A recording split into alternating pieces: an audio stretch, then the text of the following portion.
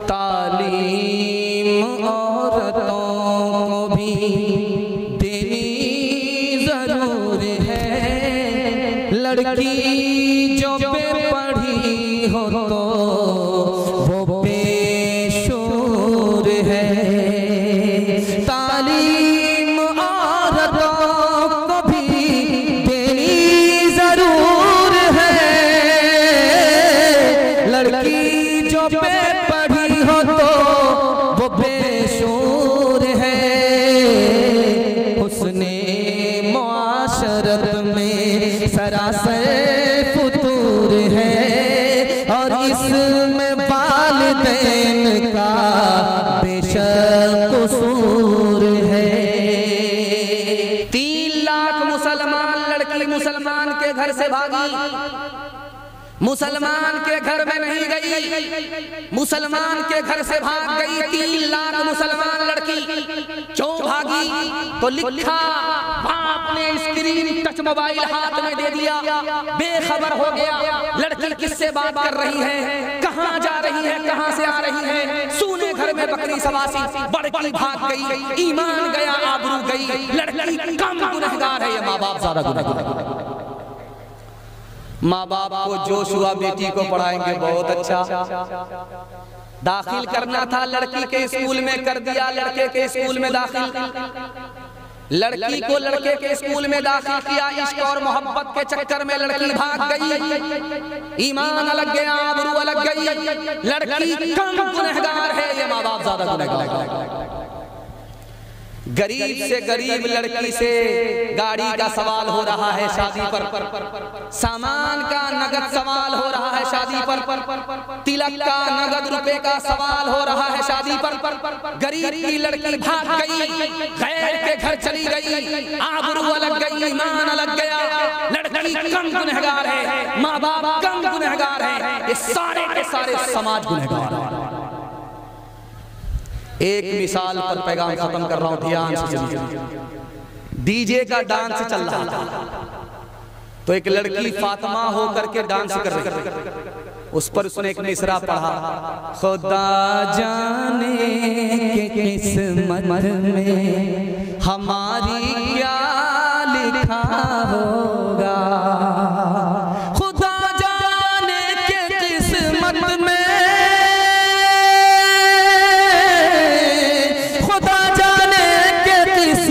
में हमारी क्या लिखा होगा। एक लड़का बीच से खड़ा हो, तू फातिमा होकर के, आयशा होकर के डांस करती है, मर्दों के सामने गा रही है, बजा रही है और पूछ रही है कि किस्मत में क्या लिखा होगा। खुदा तो तुम्हें मरने के बाद कयामत में बताएगा, मैं तुमको 2 मिनट में बता रहा हूं कि तुम्हारी किस्मत में क्या लिखा होगा। तुम मिसरा पढ़ो, मैं जोड़ा लगा। खुदा जाने के किस्मत में हमारी क्या लिखा होगा। उस लड़के ने आकर के जोड़ा लगाया, गले में तोक लानत का, गले में तोक लानत का, सवारी को गधा होगा। गले में तोक लानत का, सवारी को गधा होगा। ये औरत थी कभी खातून खाना, ये औरत थी कभी खातून खाना, ये औरत थी कभी खातून खाना, ये औरत थी कभी खातून खाना। मगर अब शम्ए महफिल है कलब में, मगर अब शम्ए महफिल है कलब में।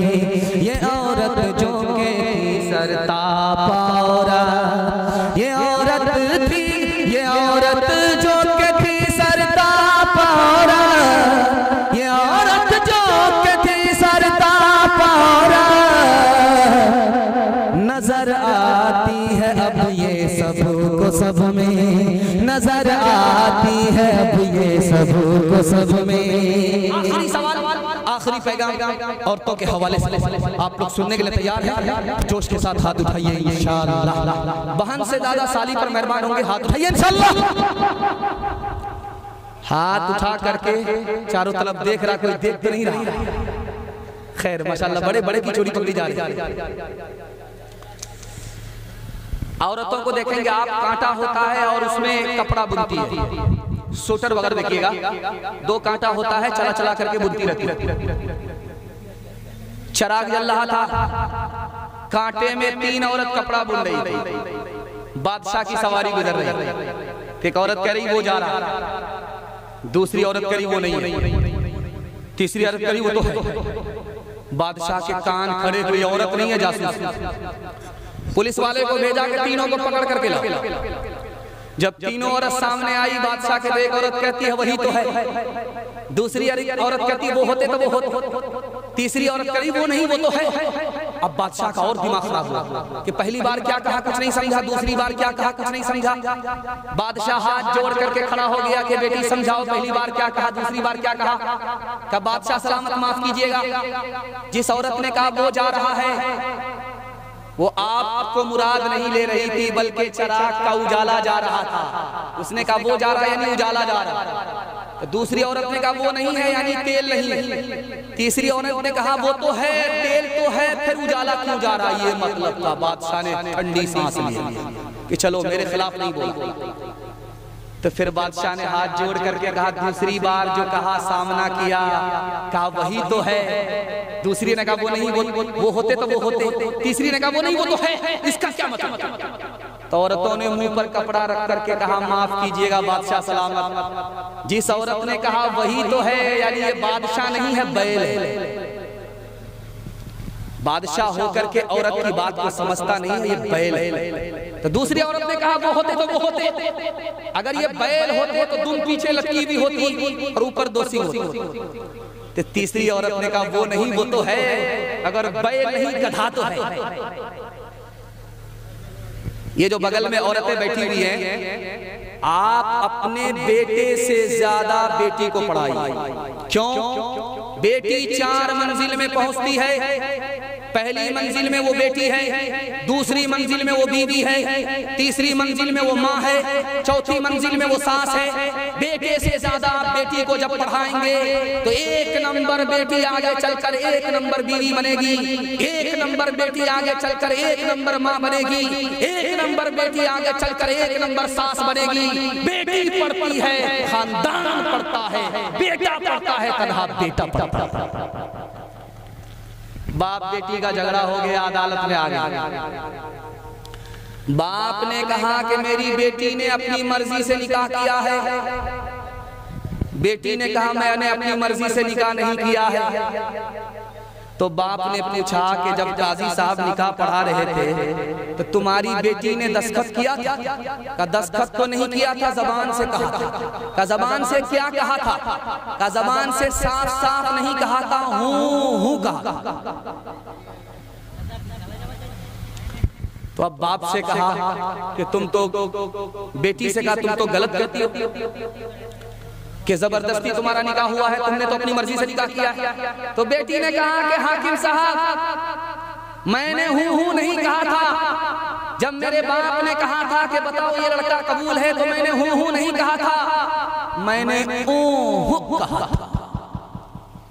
अब हाकिम को समझ में आ गया कि ऊं का मतलब है कि हमको मंजूर नहीं है, हूं का मतलब है कि हमको हाँ हाँ मंजूर है। हाथ उठाइए, वादा कीजिए अपनी बेटी को बेटे से ज्यादा तालीम दिलाएंगे। वस्तानिया फोकानिया की डिग्री नहीं, बल्कि वस्तानिया फोकानिया की तालीम दिलाएंगे। हाथ उठा करके वादा कीजिए इंशाअल्लाह। तालीम औरतों को भी देनी जरूर है, लड़की जो बेपढ़ी हो तो वो बेशूर है। तालीम औरतों को भी देनी जरूर है, लड़की जो बेपढ़ी हो तो वो बेशूर है।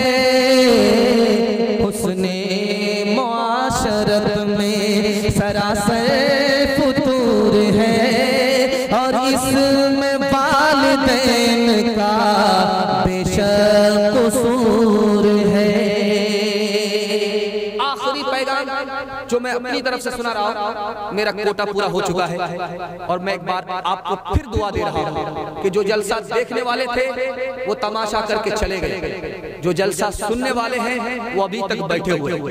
आपकी रात जागने की वजह से, जलसा सुनने की वजह से इबादत में लिखी जा रही है। आपने मेहनत किया है, अभी मजदूरी बाकी है। जब तक दुआ नहीं हो जाएगी इंशाअल्लाह, लोग चले गए हैं, हम लोग जिंदगी भर सोते रहेंगे, जलसा बार बार नहीं होगा। आज रात दुआ पर हम लोग जलसा खत्म करके जाएंगे। हाथ उठाइए इंशाअल्लाह।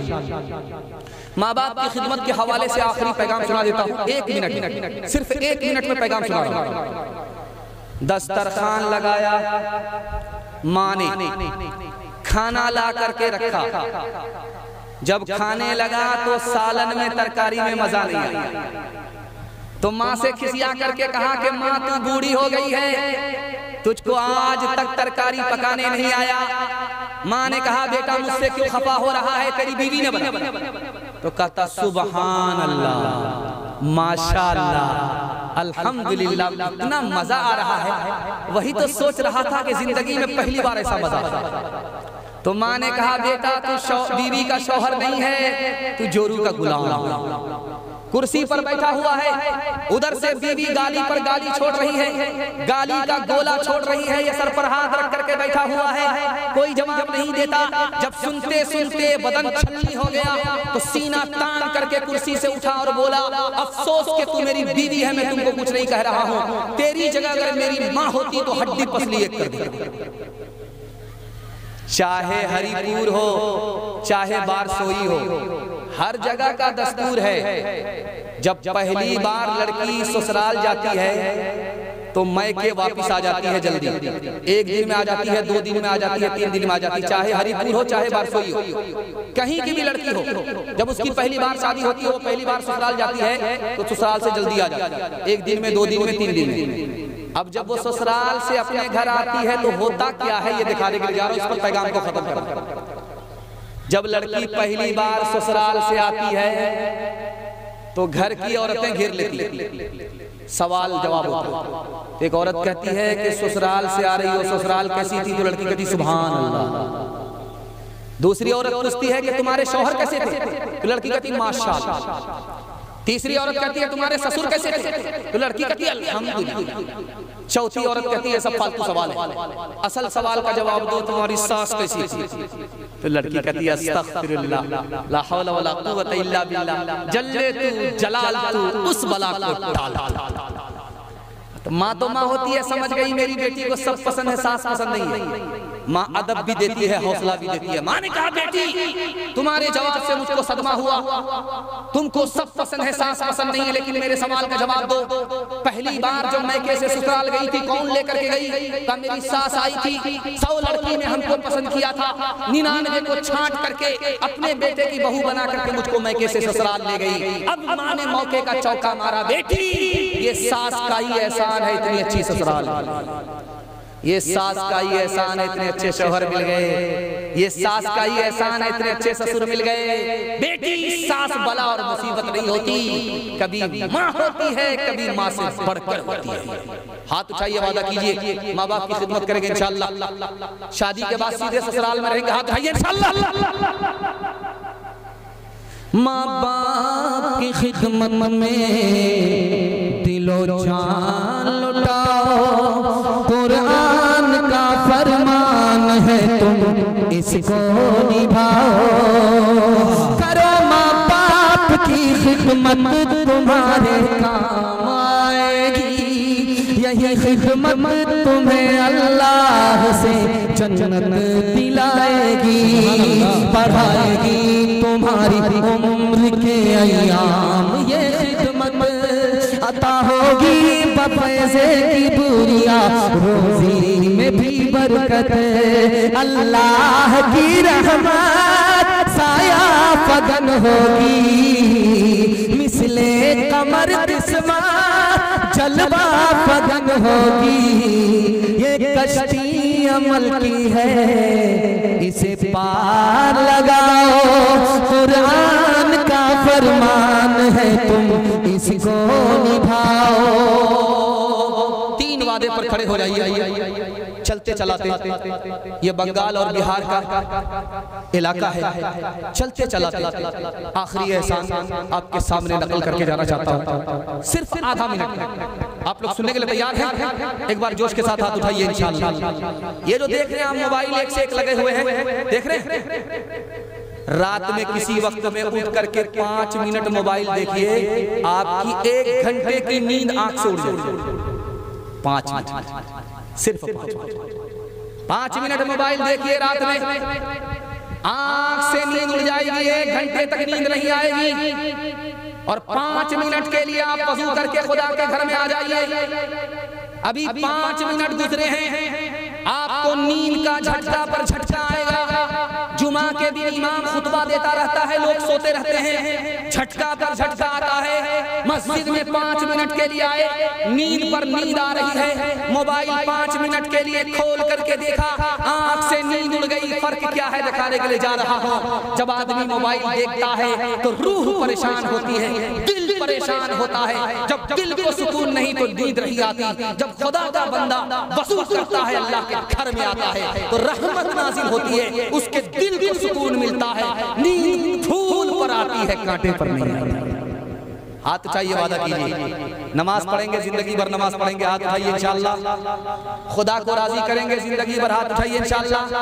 आज अजान सुनेंगे, कल नमाज पढ़ेंगे, हाथ उठाइए इंशाअल्लाह। नमाज के बोलो ना काज छे, काज के बोलो आमर नमाज छे। नमाज बिहीर पढ़ो परे, बाप दीबे भूमि प्रभुर कछे।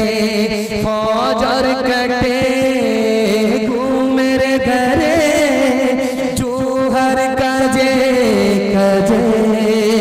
असर कटे खेलै दुलाई, मगरी मजे मजे। सार समय होए गेले, पीछे दुनियार पीछे। नमाज के बोलो